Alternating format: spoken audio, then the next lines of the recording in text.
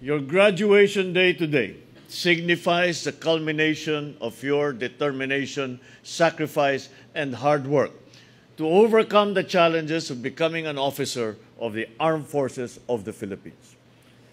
This marks the beginning of your role to ensure the defense of our nation and the safety of all Filipinos. As I stand before you here today, I am very proud to know that the future of our nation's defense and peace lies in capable and honorable hands. Ngunit bago natin bigyang pugay ang mga nagsitapos, kilalanin muna natin ang mga tahimik ngunit matatag na taga-suporta na laging nasa likod ng kanilang tagumpay. Sa pamilya at mahal sa buhay ng ating mga nagsipagtapos, maraming salamat sa inyong walang sawang pagmamahal at pagsusuporta sa inyong mga anak.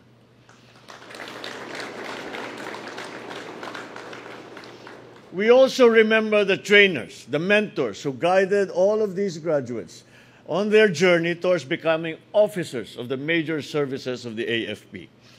The lessons and guidance that you have provided will be the light in the challenges that lie ahead before these new officers. To our awardees, congratulations on your achievements, and thank you for being an inspiration to your fellow officer candidates. May these awards encourage you to excel in your duties and become even more dedicated to serving our beloved Philippines. Your achievements and success are your contributions to nation building.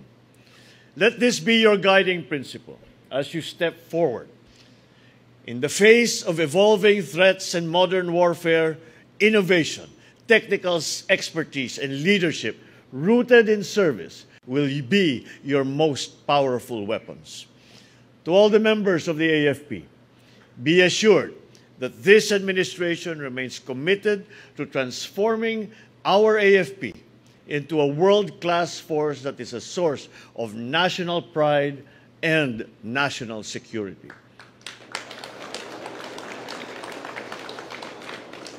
This transformation begins with investing in our people, in their talents, the specialists, the leaders who will bridge the gap between tradition and innovation.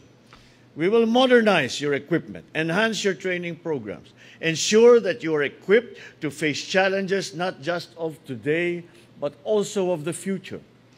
Because together, we build an AFP that will stand as a beacon of strength, of alliance, resilience, and technological excellence.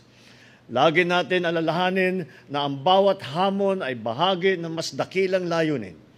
Sa bawat hakbang, ang inyong serbisyo ay hindi lamang tungkulin. Ito ay panata para sa bayan. Isang handog para sa bawat Pilipino na umaasa sa inyong husay, tapang, dangal, at malasakit. To the Philippine Army Class, Katarikayan. Philippine Navy Class, Mangisalakan.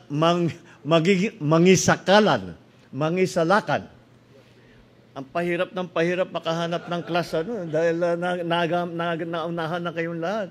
But you are showing very good imagination with all of this. Air Force Class, Sigmandigan. Maligayang pagtatapos sa inyong lahat. Maraming salamat sa pagtanggap sa hamong makapagsilbi sa ating minamahal na Pilipinas. Saan man kayong maitalaga, naway maglingkod kayo ng may kahusayan, katapatan at karangalan. Together, through solidarity and purpose, we will create a stronger, safer, and more prosperous bagong Pilipinas. Muli, binabati ko kayong lahat at naway magkaroon tayo ng masaya at mapayapang Pasko at bagong taon. Maraming salamat sa inyo lahat. Maraming salamat sa inyong serbisyo. Congratulations. Mabuhay ang bagong Pilipinas.